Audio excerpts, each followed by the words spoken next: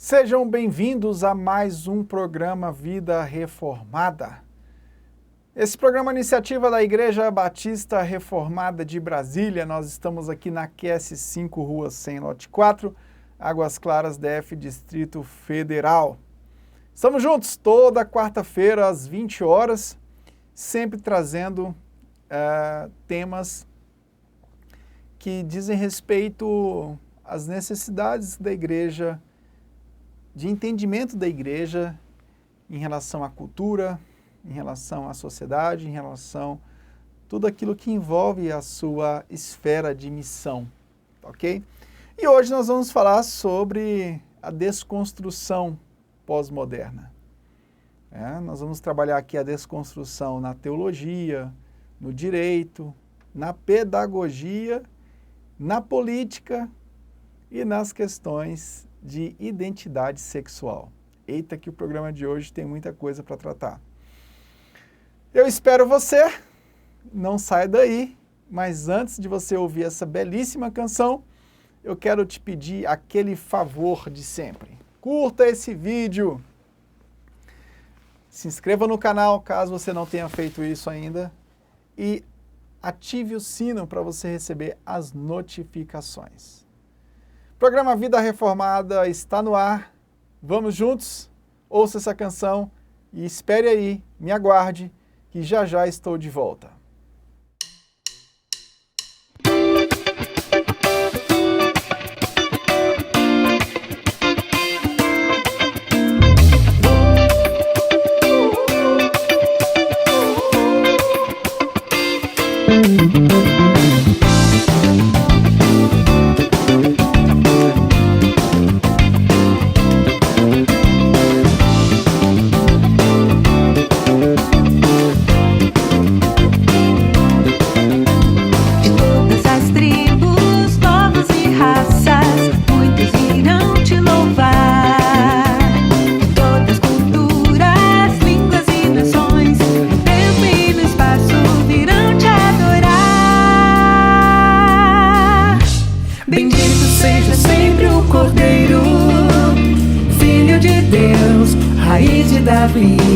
Bendito seja o seu santo nome, Cristo Jesus, presente aqui.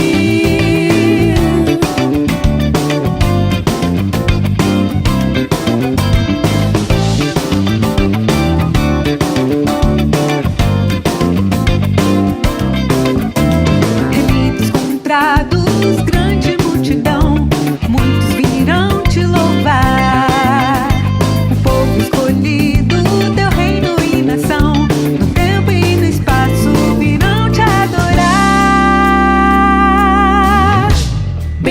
Seja sempre o Cordeiro, Filho de Deus, raiz de Davi. Bendito seja o seu santo nome, Cristo Jesus, presente aqui.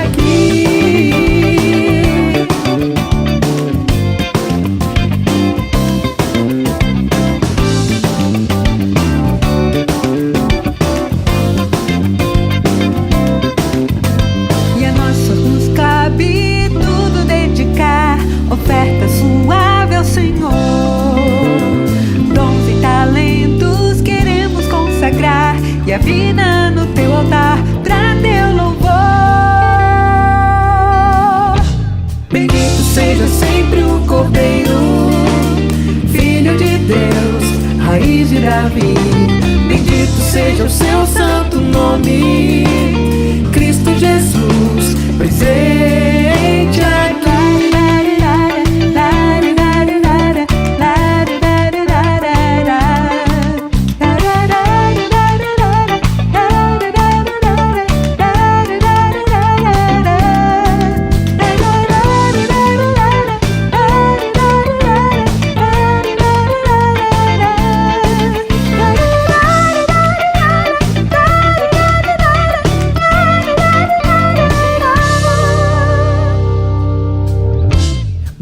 Seja sempre o Cordeiro, Filho de Deus, raiz de Davi.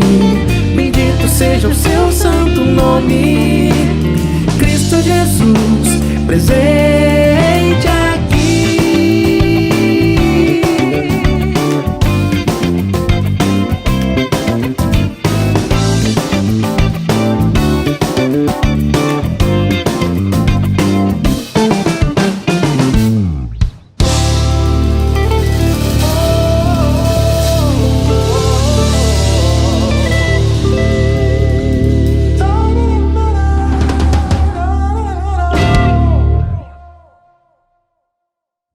Estamos de volta aqui no programa Vida Reformada. Você ouviu uma belíssima canção aí, com um arranjo bem... uma música clássica, mas com um arranjo bem interessante. E nós estamos de volta e eu quero falar hoje sobre a desconstrução pós-moderna. É claro que é um tema que a gente vai desenvolver na EBD da igreja, tá? Se prepare, nós vamos fazer aí a nossa próxima EBD. Ela vai tratar sobre interpretação e desconstrução pós-moderna.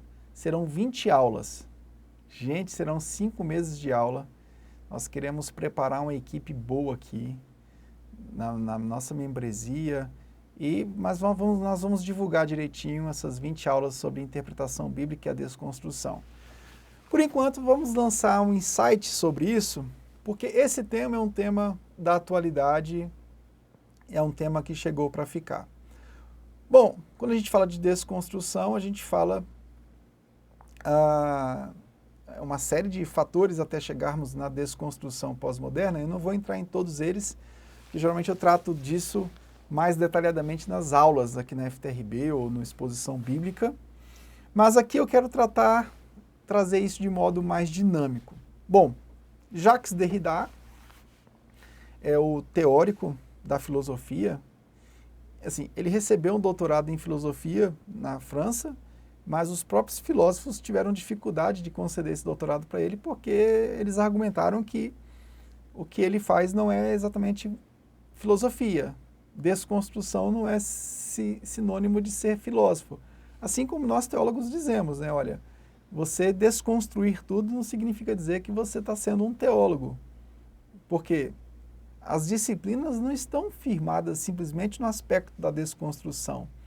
E os pais às vezes chegam para mim e dizem isso, né? Pastor, meu filho está desconstruindo tudo. Então, pais, estudem bastante a palavra de Deus, estude apologética para você entender o que está acontecendo hoje, hein? Não está fácil. Então, Jacques Derrida, o Kevin Van Hooser vai falar que o Jacques Derrida, ele tinha um temor, né? Ele tinha um temor de achar que qualquer coisa tinha um significado, porque por trás de tudo existia uma estrutura de poder. Então ele contestava o fato de que alguém pudesse chegar e dizer que estava com a verdade. Então isso aí é muito complexo, porque isso aí chega num relativismo, num nível tão elevado, de que tudo que você usa de argumento a pessoa vai desconstruir com base nessa questão. Poxa, será que existe verdade? Será que existe um texto verdadeiro? Será que existe intenção nesse texto? Então a desconstrução chegou em tal nível que eles desconstroem não somente os fatos religiosos, mas eles desconstroem a própria ciência. Mas isso é tão fácil de se desmontar, de tão irracional que isso se torna fácil de desmontar. Por exemplo, as mesmas pessoas que pedem fatos científicos para provar a cloroquina como remédio, como validade, né, e eu estou falando aqui, não sou bolsominion, nem bolsonarista, nada disso. O que eu estou dizendo aqui é o seguinte, que essas mesmas pessoas que dizem nós queremos que a ciência prove que cloroquina tenha realmente prova científica. Eu concordo que realmente a gente deva buscar remédios que tragam provas científicas da sua ação, ok? Mas essas mesmas pessoas que pedem que se prove que o remédio possui validade científica, eles negam a ciência, por exemplo, quando a ciência afirma que aquilo que a ideologia de gênero mostra não faz sentido. Tá vendo como é que é controverso? Então, essa desconstrução passa pela teologia, né? Muitas pessoas vão olhar para a palavra com muita desconfiança. Primeiro, muitas não vão nem acreditar que essa palavra seja procedente de Deus, conforme a gente acredita em 2 de Timóteo 3,16 ou 2 de Pedro 1,21. E muitas outras pessoas vão buscar na Bíblia o que elas acham que é o correto. Então essa desconstrução ela passa por pessoas que estão analisando o campo religioso, que estão até dizendo que são cristãs. E para elas respaldarem aquilo que elas acreditam, elas vão usar essas teorias da desconstrução, né? E isso é muito complexo. Mas isso eu estou falando de modo bem resumido, tá? No direito também nós temos a questão da desconstrução, né? Nós temos a questão da desconstrução. O que a gente vê no direito hoje é uma insegurança jurídica muito forte.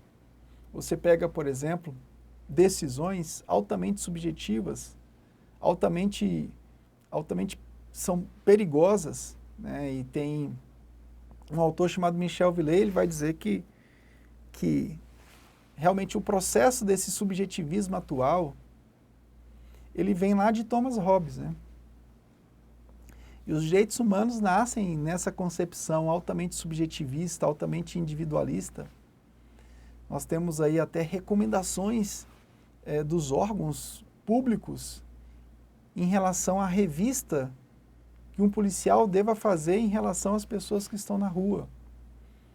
Por exemplo, há recomendações aqui no Distrito Federal que se o policial for revistar uma pessoa transgênera, essa pessoa transgênera ela pode escolher por quem ela quer ser revistada, seja por homem ou por mulher. Agora você imagine uma policial feminina, mulher, vai revistar uma pessoa que se diz de outro sexo, se identifica com outro sexo, mas ela é de outro sexo. E de repente a policial feminina está lá revistando e toca nos órgãos genitais de uma pessoa que tem órgãos masculinos. Ou seja, é homem. Não é outra pessoa a não ser um homem. Está vendo como é que é contraditório? Até as decisões jurídicas hoje, até a forma como as pessoas encaram o direito é contraditório. Os direitos de liberdade de expressão estão afrontando os de liberdade de religião. E os juízes estão dando cabo, estão dando vazão para que direitos subjetivos, a cada dia que passam, eles se tornam mais evidentes nas decisões jurídicas. Desconsiderando que a extrema individualidade dos direitos de alguns grupos está ferindo o direito de outros grupos. Então, a gente está vivendo hoje um momento muito difícil, não só na teologia, onde a gente tem pessoas que se dizem teólogas ou cristãos que se dizem cristãos, mas eles acreditam em alguma parte da Bíblia. Ou no campo do direito, onde tudo tem sido decidido com base em subjetivismos, em individualismos, e a multiplicação de leis, a multiplicação de direitos acabam trazendo contradições. Leis contradizem umas às outras. Direitos individualistas se chocam com outros direitos. E tudo isso gera uma desconstrução daquilo que é fato objetivo. Quando um órgão público diz que uma pessoa transgênera pode escolher o policial que vai revistá-la, uma ordem dessa do Estado está partindo de pressupostos extremamente perigosos. Não está partindo de fatos objetivos, de que se uma mulher tem que revistar outra pessoa, o critério é a questão da sexualidade.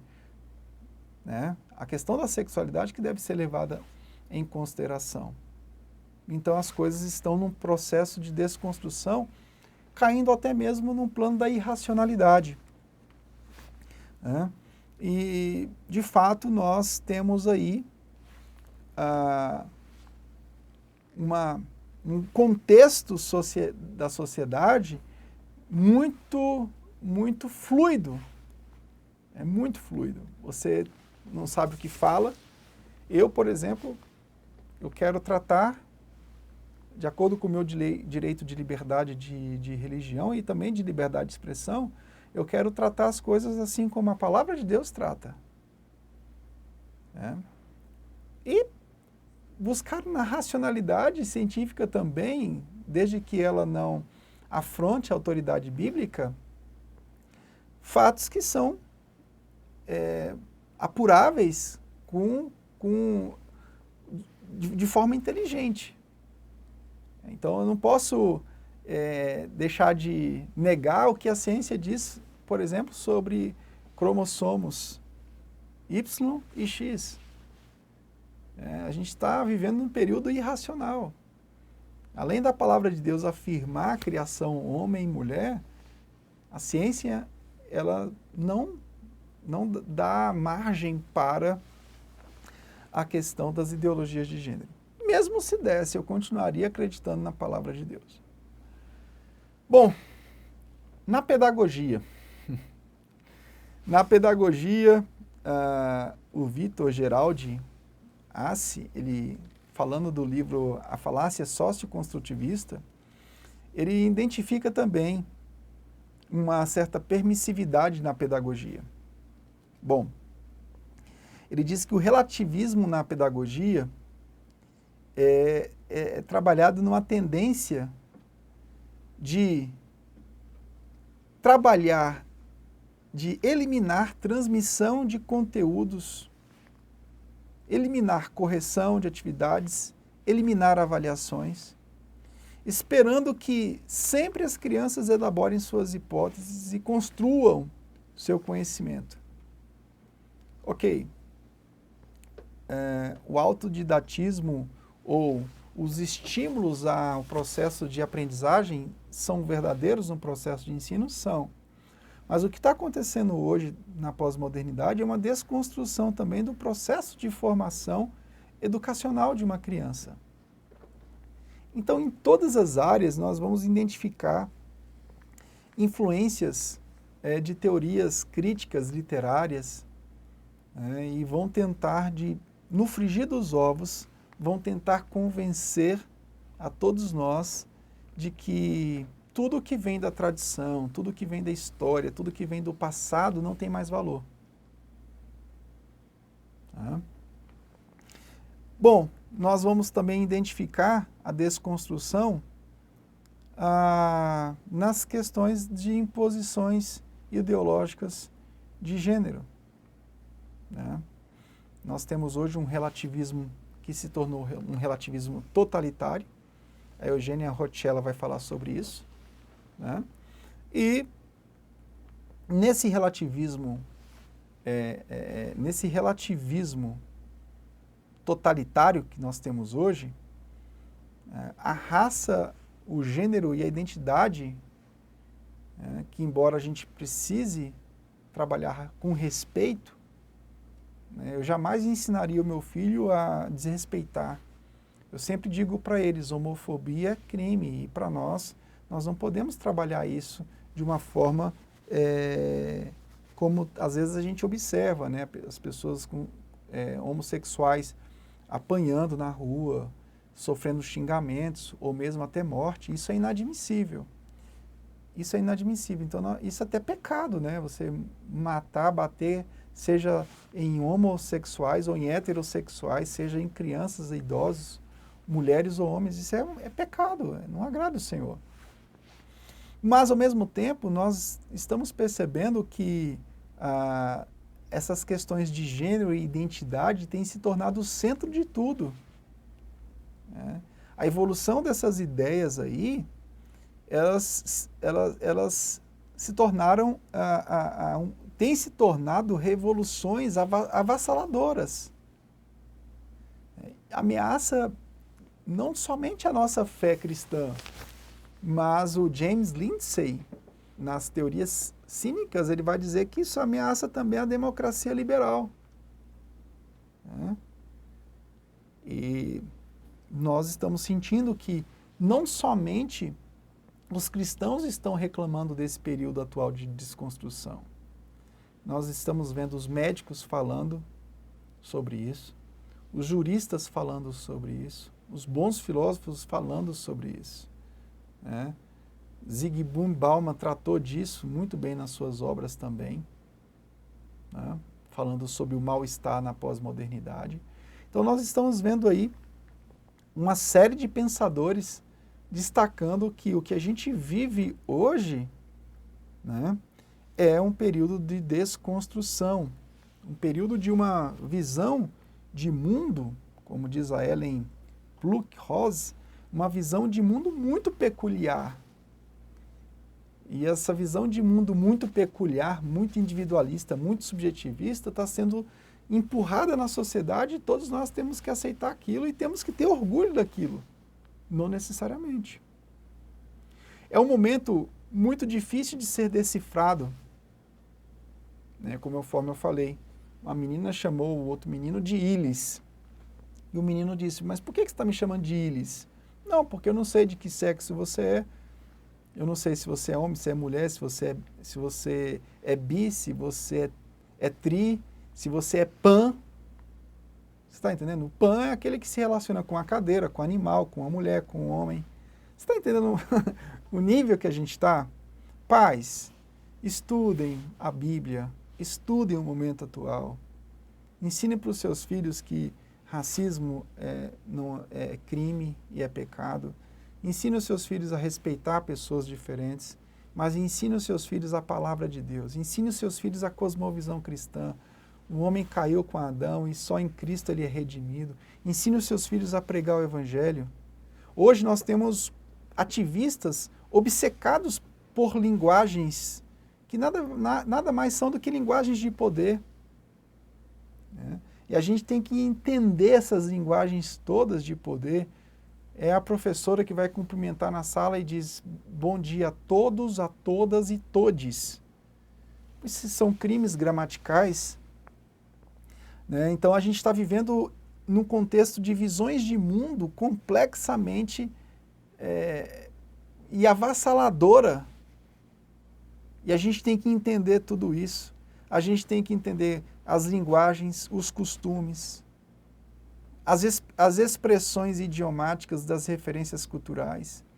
Existem normas de comportamento, existem formas de se comunicar, existe a linguagem e costumes da justiça social.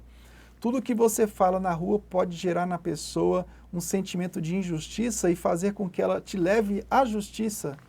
E você daqui a pouco tem que vender a tua casa e teu carro para pagar a indenização de danos morais. Por quê? Porque você simplesmente falou que a Bíblia trata a homossexualidade como pecado. Olha, no direito de liberdade de religião que nós possuímos, nós temos o direito de considerar isso como pecado. Agora, nós não temos o direito de ofender as pessoas, nós não temos o direito de atacar pessoas, nós não temos o direito de desrespeitar pessoas. Mas, olha a situação, por exemplo, que o meu filho viveu. Ele estava jogando bola, uma pré-adolescente, o adolescente chegou para ele e disse o seguinte, olha, você tem orgulho do dia gay? E meu filho disse, olha, eu respeito, mas eu não tenho orgulho disso. Respeitar uma coisa, ter orgulho é outra. E meu filho foi e respondeu, e a Bíblia diz que Deus criou homem e mulher. Essa menina virou para ele e disse para ele que ele era homofóbico. Aí eu fui lá e reclamei na escola. Falei assim, olha, qual é o tratamento que vocês vão dar? Porque o direito de liberdade de expressão da menina ofendeu o direito de liberdade de religião do meu filho. Vocês vão conversar com o pai da menina ou eu vou ter que conversar com o pai dela? Então, muitas pessoas, diante do que o meu filho falou para aquela adolescente, podem se sentir injustiçadas. E nós, como cristãos, temos que perceber que, embora a gente tenha esse jogo de linguagens atual, nós não podemos nos render a isso. Repito, não tratar com desrespeito, mas nós não somos obrigados a abolir a gramática, nós não somos obrigados a abolir a nossa fé, nós não somos obrigados a renunciar ao que a gente acredita. Nós não somos obrigados. Nós estamos num período de guerra cultural, né, que as rejeições, há uma rejeição nítida das metanarrativas. Quando eu falo metanarrativas, eu estou falando de construções históricas que dão forma a projetos mais sólidos. Por exemplo, quando eu falo cosmovisão cristã, criação, queda, redenção, é uma metanarrativa. Então nós precisamos mostrar e entender que a pregação, ela procede da justiça de Cristo Jesus. E essa justiça de Cristo Jesus, ela alcança brancos, negros, pobres, ricos, héteros, homossexuais, e coloca-os todos na centralidade do Evangelho, em arrependimento dos seus pecados. Em arrependimento dos seus pecados. Nós estamos diante de uma fé pós-moderna que vai interpretar o mundo não sob a ótica do pecado, mas sempre do ponto de vista da intolerância sistêmica, sempre do ponto de vista do sistema de poder. Ou seja, tudo vai ser motivo de ofensa. Se você é branco, você vai ofender. Se você é negro, você vai ofender. Se você é hétero, você ofende. Você está entendendo? Então, tudo vai ofender. Se você é rico, vai ofender. Tudo vai ofender. Então, bom, a gente precisa aprender a viver em sociedade, a gente precisa saber viver em comunidade. Nós não temos que lutar contra estruturas. Nós, como cristãos, temos que pregar o Evangelho. E o Evangelho não é o Evangelho do machista nem da feminista. O Evangelho não é o Evangelho do pobre, do rico. O Evangelho é o Evangelho de Jesus Cristo, que chama todos ao arrependimento, porque Romanos 3:23 diz que todos pecaram e destituídos estão da glória de Deus. Então, meu amigo, minha amiga, nesse período que eu chamo esse período de nós chamamos, os teóricos estão chamando de desconstrução,